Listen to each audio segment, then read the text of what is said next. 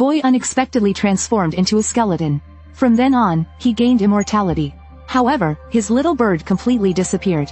Since the day he killed another skeleton, Rhett discovered he could absorb the life essence of other monsters. This strengthened him, so he developed cautiously in the dungeon. Finally, after devouring 99 monsters, Rhett evolved to the second stage, a ghoul. Although this form was incredibly ugly, at least he grew muscles again. Based on this evolutionary pattern, Rhett believed it was possible to grow his missing parts back. After evolving into a ghoul, his muscles and magical power greatly increased. Even better, he could now infuse weapons with magic. He could enchant them.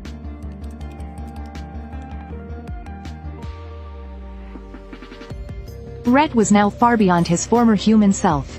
But one day, a blonde girl suddenly appeared in the dungeon. She struggled a lot just to defeat one monster. Rhett guessed she was a novice. He wanted to say hello to her, but on second thought, his current appearance might scare her. Rhett decided to follow her, waiting for the right moment to show himself.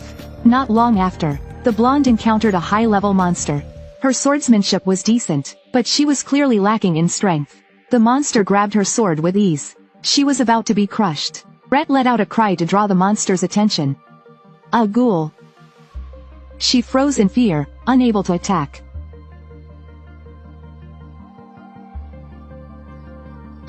You're okay? That's a relief. The blonde was still terrified of the creature. Rhett dropped his weapon on the ground, showing he meant no harm. He told her he was also an adventurer. Although she didn't understand why Rhett became like this, she still thanked him. The blonde asked Rhett, "Can I leave now?" Rhett requested her to buy him 2 sets of clothes. He wanted to return to town too. With that, he placed a bag of magic stones on the ground. After buying the clothes, the remaining money is yours as a thank you gift. The blonde agreed to help him. She told Rhett to wait patiently. After the blonde left, Rhett continued fighting monsters to gain experience. By now, he could accurately spot the monster's core. He could take them down with a single strike.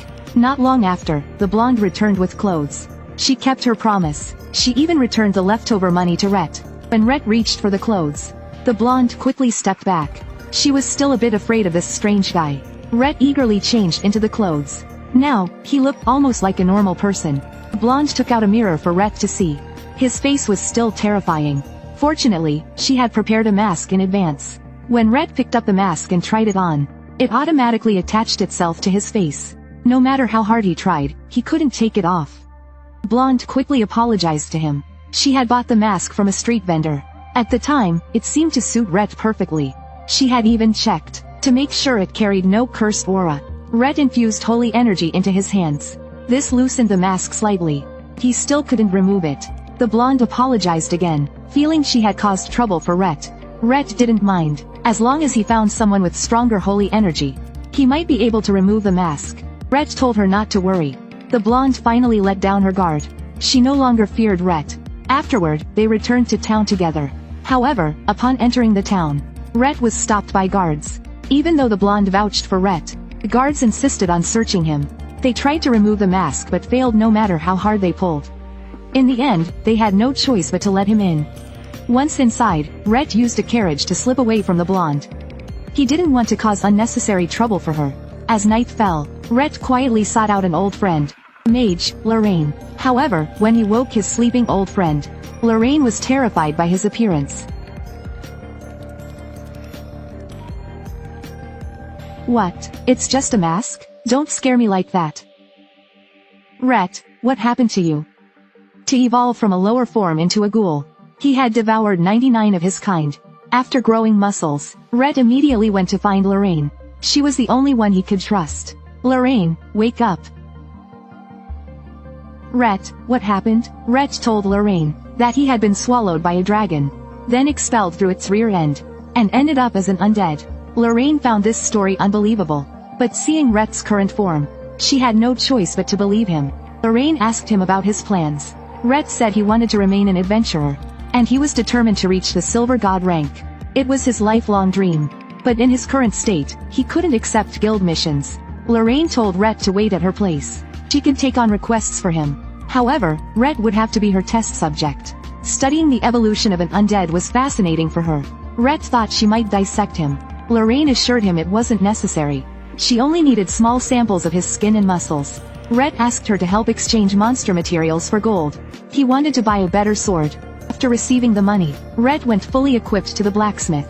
The shopkeeper noticed the unique nicks on his weapon. It was clearly an enchanted weapon. Its performance had reached its limit. From the damage, it seemed.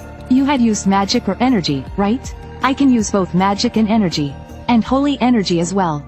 All of them? That's rare. Rhett asked the shopkeeper to keep it a secret. Then he handed over a bag of money. The shopkeeper told him to wait 2 weeks. Crafting a high-quality weapon took time.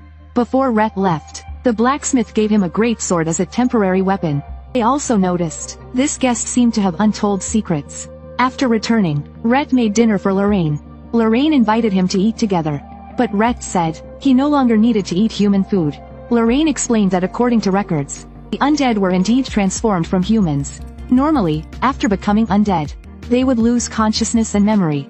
This made Rhett very different from other ghouls. Perhaps this was why he could continue evolving. Lorraine was curious about what Rhett might evolve into next. Rhett didn't know either. He just hoped to become more human-like. Lorraine trusted Rhett because they had been adventuring together years ago. At that time, Lorraine was much younger. Even so, she was at her peak from the start. Her debut was at the top. Lorraine held the title of Grand Mage certified by the Empire. She could be directly certified as a Silver God adventurer. But she didn't care about rank. She often took herb gathering missions. To ensure her safety, the guild assigned Rhett to team up with her. While collecting herbs, Rhett would stand guard. Whenever danger arose, Rhett would shield her. Fireball, fireball. That's amazing. The two became life and death comrades. To achieve his goal, Rhett had to continue clearing the dungeon. After arriving at the dungeon, he happened upon an older man being attacked by a giant slime. Rhett killed the slime in one strike. He saved the man. The man was about to thank him, but Rhett turned and walked away. He didn't want to get involved with others. After all, in the dungeon, adventurers might attack each other over resources. However, the man blocked his path again. He asked Rhett to team up with him. The man said he needed 15 gold coins to save his life. But he couldn't achieve it on his own. Rhett agreed to his request. He led the man to the deepest part of the dungeon. This area was once the dragon's territory. They thought there would be treasure. But after the dragon disappeared, nothing was left. Just then, the man pointed out a hidden passage nearby. They squeezed through the narrow tunnel. On the other side, they found a spacious room. Man thought it was empty too. But suddenly, a teleportation circle appeared beneath their feet. The man was instantly teleported away. Seeing this, Rhett followed him. When Rhett opened his eyes again, he was faced with a giant warrior.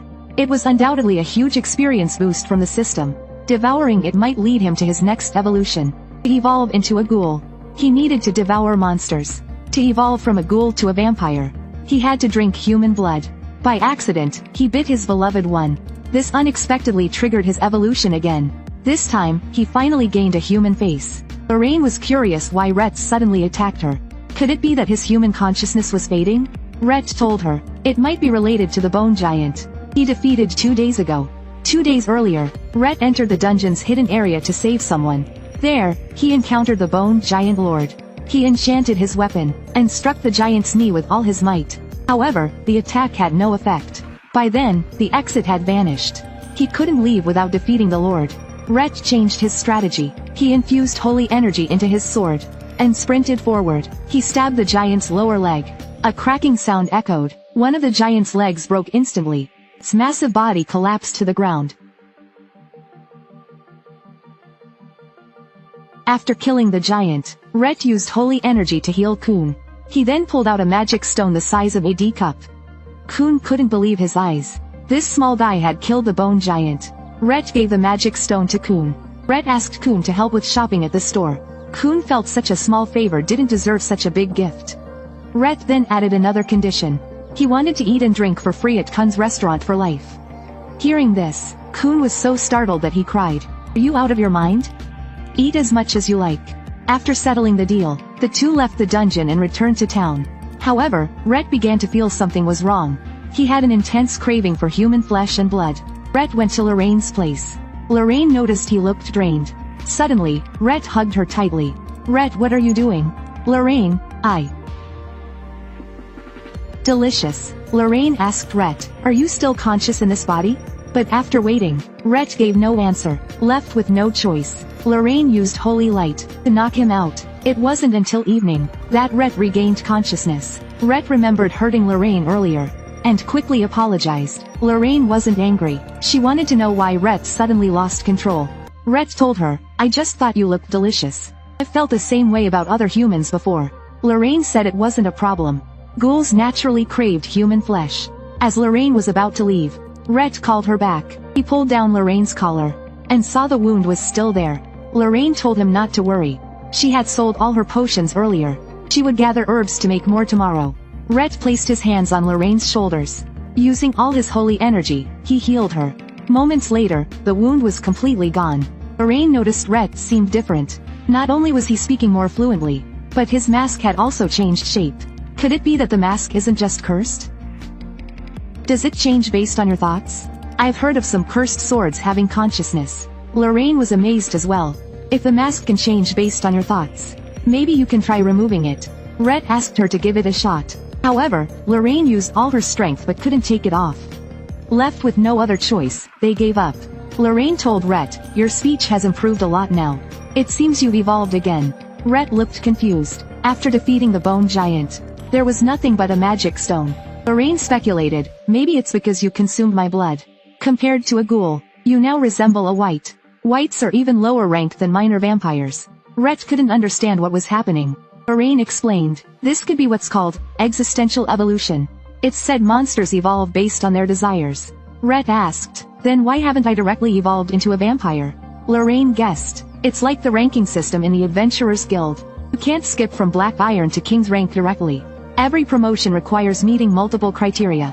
Based on the evolutionary patterns of monsters, those near volcanoes usually develop fire attributes, while those near water gain water attributes. Whether this is due to the environment influencing monsters, or monsters changing consciously, it's still uncertain. Perhaps soon, you'll be able to consciously become a vampire. But before that, I want to document your changes." Rhett, worried Lorraine might dissect him, quickly said he needed to visit the blacksmith to fix his weapon. The next morning, Rhett visited the blacksmith. Seeing the sword he had given Rhett now ruined, blacksmith asked what happened. Rhett explained, "In order to defeat the Bone Lord, I had to infuse holy energy into the sword. That's why the weapon was damaged." He asked if the weapon he had ordered was ready.